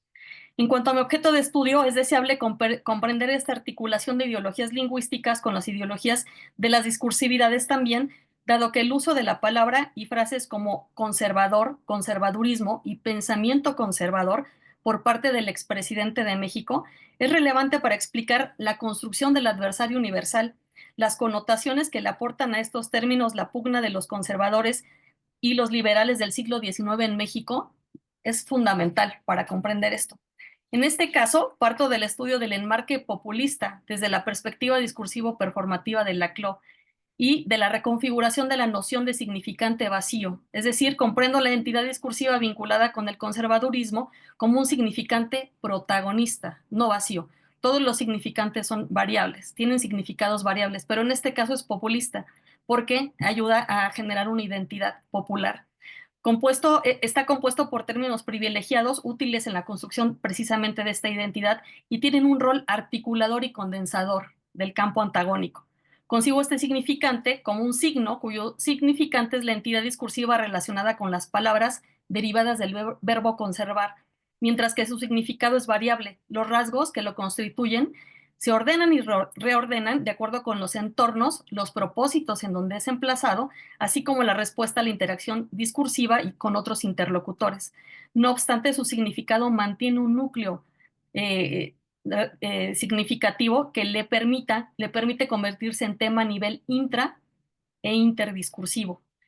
Este núcleo es un marco de referencia vinculado con una metáfora. También la doctora nos hablaba de metáforas. Y en este caso es la metáfora del héroe nacional contra los villanos conservadores, el adversario dialéctico.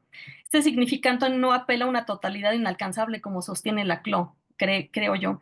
Más bien se dirige sobre la paradoja del populismo, es decir, denuncia la falta de inclusión a través de la exclusión de las élites. Como sostiene Nadia Urbinati, encarna una sola parte, la auténtica, y por ese motivo merece ser gobernada por su bien contra la parte que no es la auténtica, la excluida.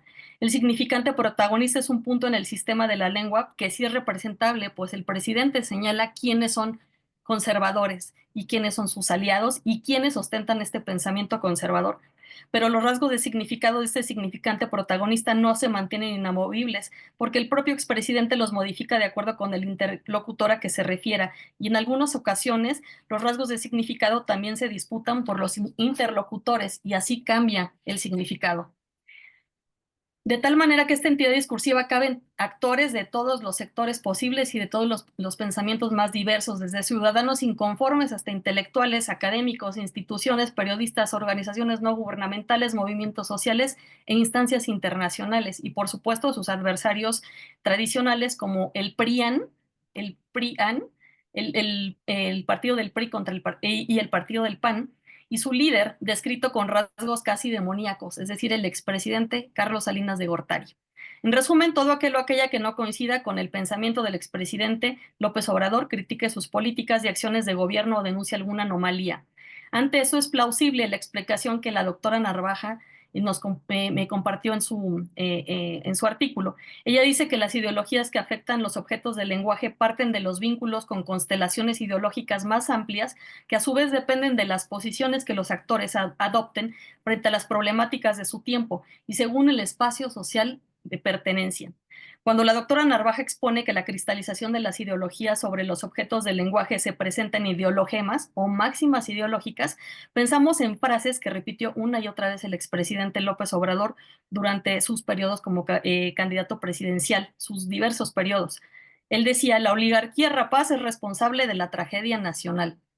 Hoy, después del periodo presidencial de López Obrador y con una presidenta de su mismo partido de Morena, que busca dar continuidad al proyecto de la Cuarta Transformación, este enunciado ya es poco discutible y funciona para caracterizar un extenso periodo de la historia nacional, el llamado periodo neoliberal, que de acuerdo con el presidente ya terminó y con la presidenta.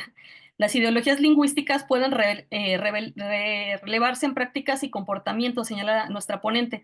Así es posible explicar cómo, tanto en discusiones coloquiales como formales, en redes sociodigitales, en debates mediatizados y hasta en discusiones académicas, permearon denominaciones que el expresidente emitió con reiteración para tratar diferencias entre partidarios y detractores, los más beneficiados, es decir, la pelea entre los chairos y contra los fifís.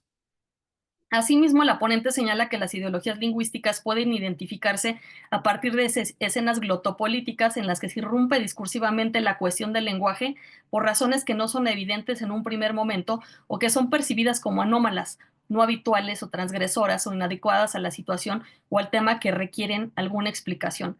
Hubo diversas escenas antes no era importante en México hablar inglés, pero ahora que tenemos a una presidenta científica que habla perfecto el inglés y durante la campaña se hicieron diferencias entre la candidata del PAN que no lo hablaba tan bien, ¿no? Pero también podemos observar que en diversas situaciones el expresidente de México recurrió a la etimología de la palabra democracia. Decía, demos, pueblo, kratos, poder, es el poder del pueblo, concluía. Esta inclusión de la etimología tenía fines tan diversos como defender a políticos que perdieron sus candidaturas por violar leyes electorales, así como llamar al pueblo a no confiar en las instituciones y a sustentar la reforma al Poder Judicial recientemente. Muchas de esas intervenciones constituyeron desplazamientos temáticos con los que se pretendía desviar la atención sobre el asunto en comento y ofrecer razones de mayor peso a las que se argumentaban por parte de sus interlocutores. Según López Obrador, nada es más importante que la democracia. Y también es posible reconocer las ideologías lingüísticas en regularidades de estilo, escenografía y comunicación privilegiada que permiten definir los usos del lenguaje que se consideran propios en una determinada práctica social, coyuntura y un posicionamiento. En el caso de México, el expresidente creó un espacio comunicativo inédito para difundir el discurso presidencial, es decir, las conferencias de prensa matutinas o las conocidas mañaneras, mismas que la presidenta actual sigue organizando de lunes a viernes a primera hora. Más que un escenario, las mañaneras revelan en gran medida el estilo de comunicación política y gubernamental de López Obrador y pueden ser consideradas un género discursivo, así lo tratamos. Abonan a cumplir con el objeto fundamental del populismo, según Nadia Urbinete. Es decir, permiten eliminar los obstáculos que interfieren en la relación directa entre el líder que encarna al pueblo y los integrantes buenos y correctos de la sociedad. Esos obstáculos, según Urbinati, pueden ser medios de comunicación, líderes de opinión, las organizaciones no gubernamentales, y así desde las mañaneras se define en gran medida los temas de la agenda mediática y también los que serán desplazados. Sin dejar de mencionar que en las mañaneras el expresidente imprimió su estilo discursivo y delineó frases coloquiales como lo que diga mi dedito, apenas si los testaré para minimizar las acusaciones contra algunos interlocutores que consideraba sus adversarios, así como la mafia del poder para referirse a sus adversarios, los responsables de la tragedia nacional. Y también la frase tengo otros datos para evadir cuestionamientos o desacreditar la información aportada por sus interlocutores. Frecuentemente López Obrador también introducía relatos históricos o religiosos para atribuir veracidad o dar ejemplos en sus argumentaciones y contraargumentaciones. Desde la derecha libertaria, Milei se presenta como experto en términos económicos y el expresidente, desde el populismo de izquierda, se construye como un conocedor y una voz autorizada para seleccionar algunos pasajes de la historia de México que abonan a reforzar el peso de sus argumentaciones.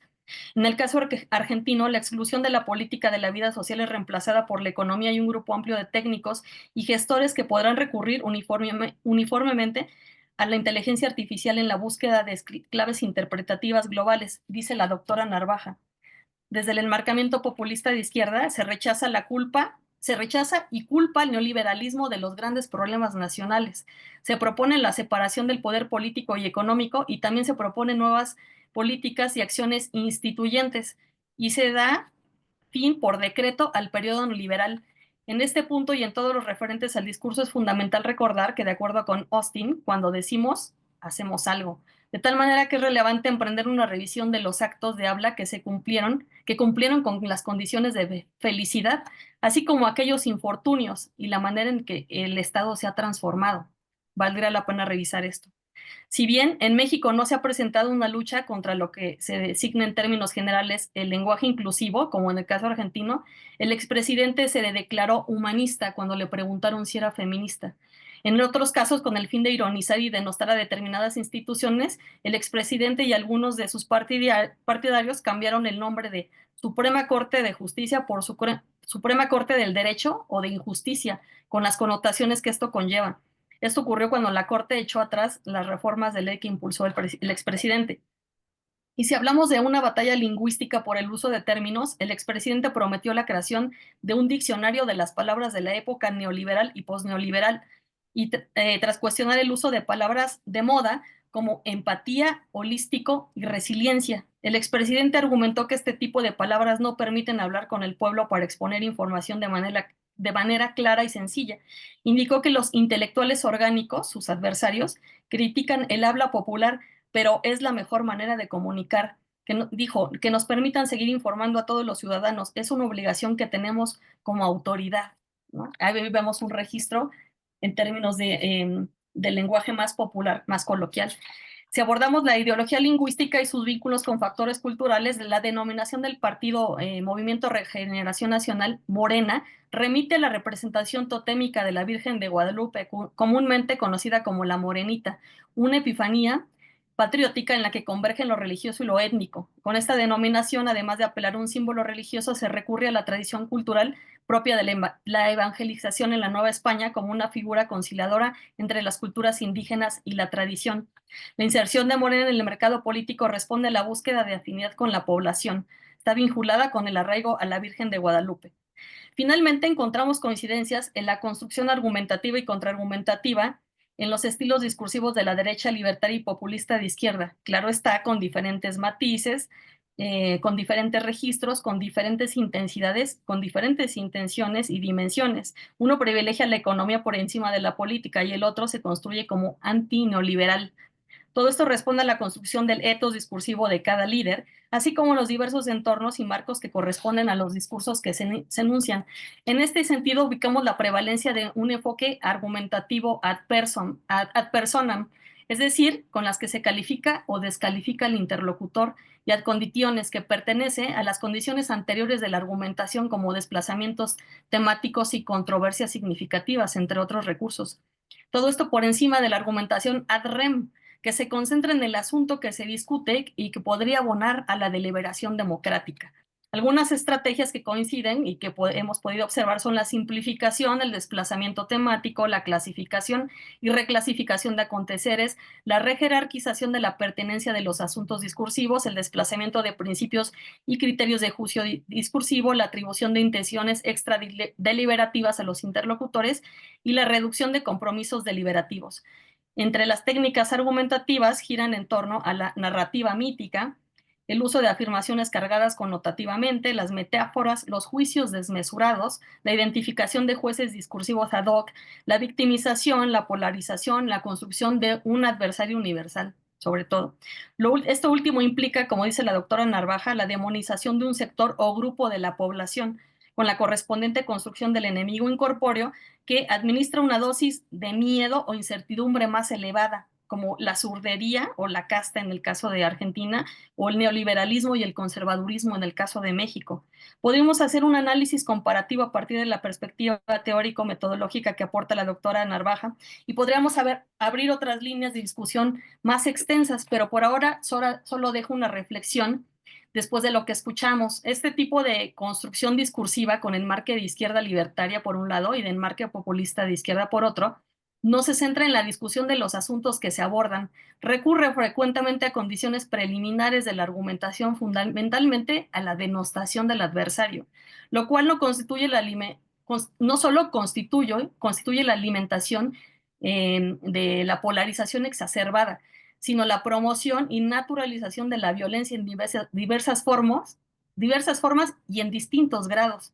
Cuando un gobernante descalifica públicamente a sus interlocutores desde el control de la situación comunicativa, no solo desacredita lo que estos pudieran argumentar al atribuirles intenciones extradeliberativas, sino también modifica su situación de enunciación y su papel social.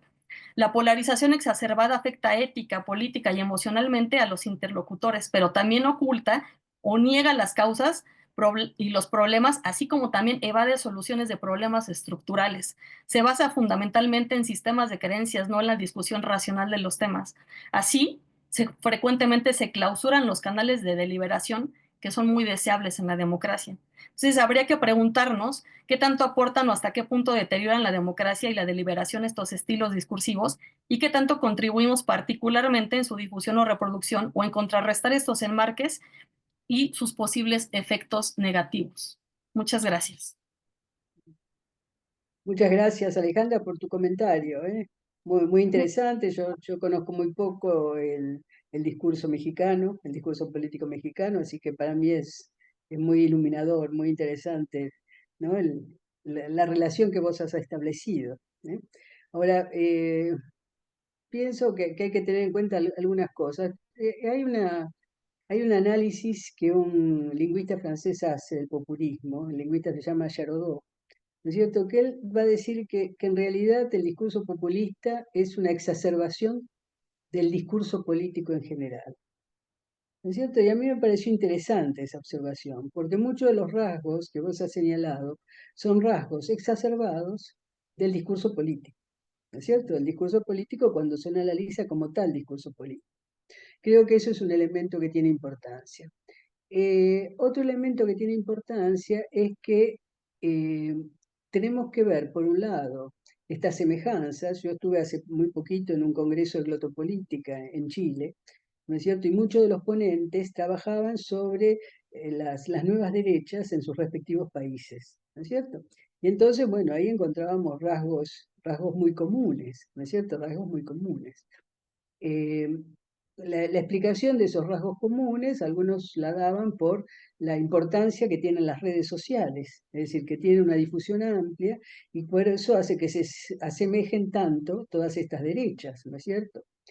Otros lo que planteaban es que en realidad esas usinas de pensamiento son las que nutren las redes sociales y son las usinas de pensamiento las que van dando las indicaciones que después vamos a encontrar en Hungría o que vamos a encontrar en Francia o que vamos a encontrar en Chile o que vamos a encontrar en la Argentina, ¿no es cierto? Ahí se planteaba un problema interesante, ¿no es cierto? Es decir, que eso hay que tenerlo en cuenta. Y hay que tener en cuenta también el sentido histórico de estos procesos. Porque si nosotros nos quedamos simplemente en el aspecto discursivo, si nosotros, por eso la importancia que yo le asigno y que le asignamos muchos a la relación entre el estudio de la discursividad y lo que aportan las ciencias sociales, ¿no es cierto? Porque si nos quedamos en el plano de la discursividad, vamos a encontrar una serie de elementos, pero se nos escapa el sentido histórico, ¿no es cierto? ¿Qué es lo que diferencia a un populismo de izquierda de un populismo de derecha? ¿No es cierto? Porque es evidente que son diferentes, que las medidas que toman son muy distintas, ¿no es cierto? Que su inserción en la población también lo es. Entonces, este aspecto también hay que tenerlo en cuenta, la articulación con saberes provenientes de las ciencias sociales que nos permiten asignar un sentido histórico. ¿Sí? Ahora, cuando hablamos nosotros del populismo en América Latina, fíjate que tenemos que tener en cuenta algo que señala Rosan Valón, que es un historiador que trabajó mucho el populismo, y él habla de lo que sería algo así como el laboratorio latinoamericano del populismo. Y al hablar del laboratorio latinoamericano del populismo, lo ubica a mediados del siglo XX. Y a mediados del siglo XX y designa dos figuras como importantes, que son las figuras de Juan Domingo Perón en la Argentina y de Gaitán en Colombia, ¿no es cierto? Es decir, y ahí dice que es ahí donde se hace ese laboratorio del discurso populista, pero que tiene ahí un sentido histórico bastante preciso, ¿no es cierto? Porque es un cambio, podemos decir, de hegemonía, un cambio en términos gramscianos de bloques, ¿no es cierto? Es decir, hay cambios muy importantes que se están dando, ¿no es cierto? Gaitán fue asesinado, pero en el caso de Perón él pudo hacer gobernar, por lo menos en el peronismo histórico durante dos periodos. Entonces, ¿qué es lo que diferencia ese populismo? Ese populismo se diferencia, este populismo de derecha, muy marcadamente, por lo menos para el caso argentino, en que era un populismo que tenía una aguda conciencia nacional, ¿no es cierto? Una profunda vocación latinoamericanista y un enfrentamiento a lo que consideraban que eran los centros de poder internacionales, ¿no es cierto? No solo Estados Unidos, sino otra serie de poderes internacionales. Entonces, en ese laboratorio se activa una matriz importante, que es la matriz del discurso latinoamericanista, que es una matriz que yo estudié en lo que podemos decir, bueno, su aspecto inicial, en una recopilación que se hace en Chile a mediados del siglo XIX, ¿no es cierto?, sobre esos discursos, y traté de elaborar lo que podría ser una matriz del discurso latinoamericanista. Y trabajé después alguien como Chávez. Es decir, Chávez puede ser considerado justamente un populista de izquierda, ¿no es cierto? Forma parte de ese sector. Entonces, el análisis de su discursividad me resultó muy interesante, me mostró cómo activaba esa matriz del discurso latinoamericanista y cómo se ubicaba frente a las tareas de su momento, ¿no? Las tareas de su momento, las tareas históricas de su momento. Fíjate que es un momento en el que el capitalismo necesita integraciones regionales, porque el desarrollo económico en un solo país es insuficiente, hay que ampliar ese desarrollo, las integraciones regionales. Chávez es consciente de eso, pero lo que él dice, bueno, podemos darle un sentido histórico distinto, ¿no es cierto? Podemos realizar el sueño de la unidad latinoamericana. En ese espacio que el capitalismo ofrece de alguna manera, podemos darle un sentido histórico distinto, que es lo que él se proponía. Es decir, que ahí había un elemento interesante para analizar, es decir, yo ahí apelé a Bastín y hablé también del cronotopo bolivariano en Chávez, que yo trabajé los discursos de Chávez hasta el 2008 más o menos. Bueno, entonces esto es para mostrar que realmente el populismo, que aparentemente se nos muestra como con una serie de rasgos discursivos comunes, tiene sentidos históricos distintos, que son los que tenemos que analizar, ¿no es cierto? Y eso se ve muchas veces, no en lo general, sino en aspectos más menudos, ¿no es cierto? Nos permiten ver con claridad esas diferencias, ¿eh? Y esa es un poco a lo que tenemos que aportar, es decir, es la forma que tendríamos de aportar al discurso de las ciencias sociales en la comprensión de un fenómeno como este, ¿cierto? Es decir, porque vos fijate, vos hablás claramente, como yo hablé también de las categorías, ¿no es cierto? De la surdería, por ejemplo, en nuestro caso, de tipo de designaciones, sí. Ahora, eso también aparece en los discursos políticos de otro tipo, que a la que no le asignaríamos el rótulo de populistas, ¿eh? Entonces, esos elementos que yo te he ido señalando son elementos que creo que tenemos que tener en cuenta para que el trabajo sobre estos discursos sea un trabajo productivo y que aporte también al conocimiento de estos procesos. Fíjate, yo me embarco en la glotopolítica que se interesa por los procesos, es decir, por iluminar esos procesos, ver qué se está jugando allí, ¿no es cierto? Por preguntarse si más allá de las semejanzas discursivas se está jugando otra cosa. ¿Y dónde, en qué detalles, en qué momentos, en qué señales uno puede reconocer eso otro que se está jugando? ¿No es cierto? Es otro que se está jugando que me parece importante. Yo quería mostrarles hoy eso otro que se está jugando, que son las relaciones internacionales, ¿no es cierto? El posicionamiento frente a los grupos de poder, ¿eh? Y que hace que un proceso como la nueva derecha argentina tenga su especificidad. Su especificidad por esa alianza fuerte tanto con Israel como con Estados Unidos. Eso fue un poco el propósito de la exposición. Pero bueno, he trabajado una serie de otros temas de la derecha libertaria y en otra ocasión lo charlaremos. Pero muchas gracias por las observaciones, que son observaciones interesantes, muy útiles además, para comenzar este recorrido de reflexión. Muchísimas gracias a las dos por sus comentarios. Tenemos 3 preguntas. Quisiera pedirles si las pueden responder brevemente. La primera es, ¿por qué sería relevante que Milei ataque al dirigente de la Iglesia Católica Romana? La segunda, con lo descrito se observa claramente la alineación geopolítica del gobierno de Milei con su consiguiente despliegue discursivo e icónico. Perdón, es que hay un poco de ruido. Tengo dos ¿Podés preguntas. leer? Por favor, léelo de nuevo, Andrea. Sí, Sí, la segunda. ¿hay algún análisis parecido acerca de la posición de Milei en temas como Alza versus Alba y el rechazo a integrarse a los BRICS? Y lo segundo, ¿hay algún análisis icónico y narrativo parecido sobre el posicionamiento geopolítico que tuvo en su momento el kirchnerismo? Y la última es, recuerdo también la participación de Milei en el Foro Económico de Davos. ¿Cuál es el discurso con el capital internacional? Y esas son las preguntas que hay del público, doctora. Muy bien. Bueno, ¿en cuánto quieren que comience? Sí, bueno, vamos pregunta por pregunta, si quieren decir, en el primer caso, ¿no es cierto? Que era algo, ¿por qué sería relevante la posición con el Papa? ¿No es cierto? Fíjense que yo estudié lo que sería, lo que llamé una serie glotopolítica. Esa serie glotopolítica está integrada por materiales diversos, que muestran los vínculos y las diferencias entre el catolicismo y Milei, ¿no es cierto?, a lo largo de la campaña, y que se iniciaba con las homilías de los obispos argentinos en ocasión del 25 de mayo. Esas homilías fueron vistas como politizadas, ¿no? Y fueron criticadas por eso. Y bueno, eso lleva a una serie de otras manifestaciones. Yo fui mostrando cómo podía verse alusiones a Milei a través de esas homilías y después, bueno, cuál era la posición de Milei en el plano religioso. y las cosas que decía sobre el Papa Francisco, que eran bastante atroces, ¿no es cierto? Que lo decía que era el representante del maligno, es decir, del diablo sobre la tierra, ¿no? Lo insultaba, lo decía que era un imbécil, un ignorante, un sujeto nefasto, es decir, cosas muy, muy tremendamente agresivas, ¿no es cierto? Eh, bueno, después miré cómo fue esta misa de desagravio a la que me referí parcialmente, y después lo que sigue al discurso de Asunción y a la misa interreligiosa. Y es interesante, ¿por qué? Porque Milei se opone de una manera brutal y realmente extrema a lo que sería la justicia social.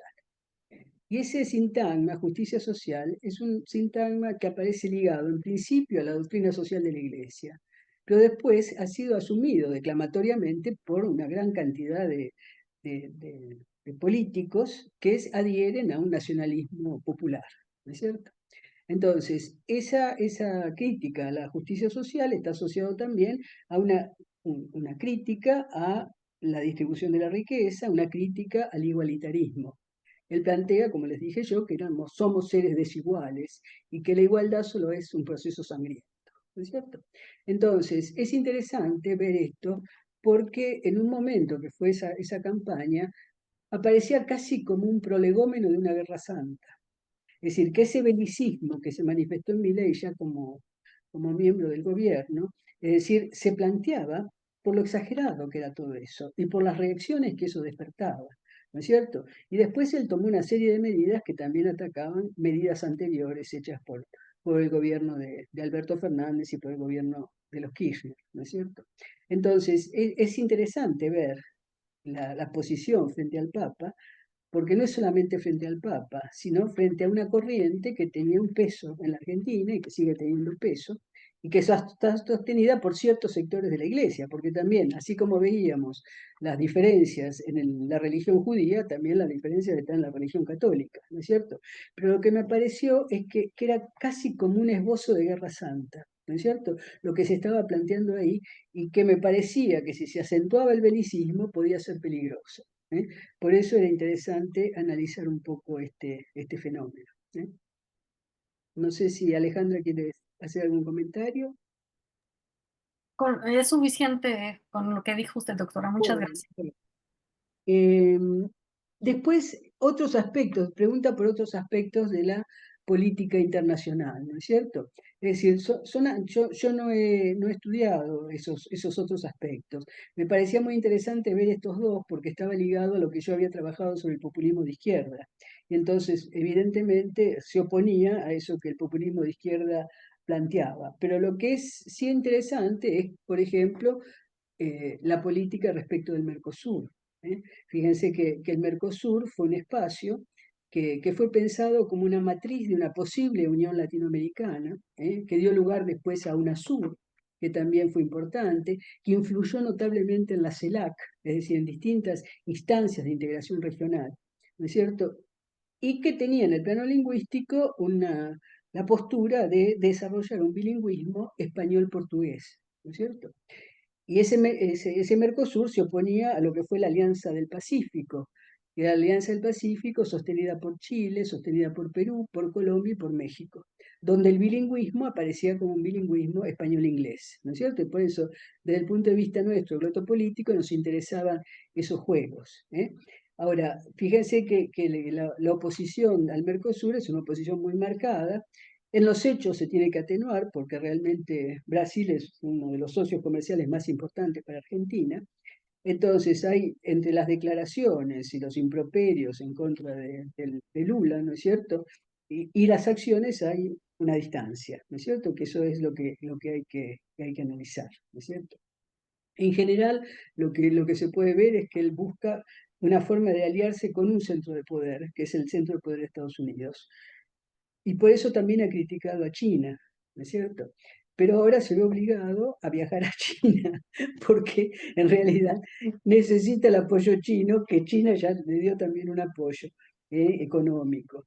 Entonces, bueno, la política internacional hay que verla en todos esos aspectos. Yo tomé solamente estos dos porque me permitía ver el contraste con ese otro populismo de izquierda, con los procesos del Mercosur, los esbozos de una integración, la oposición entre Alianza del Pacífico y Mercosur, ¿no es cierto?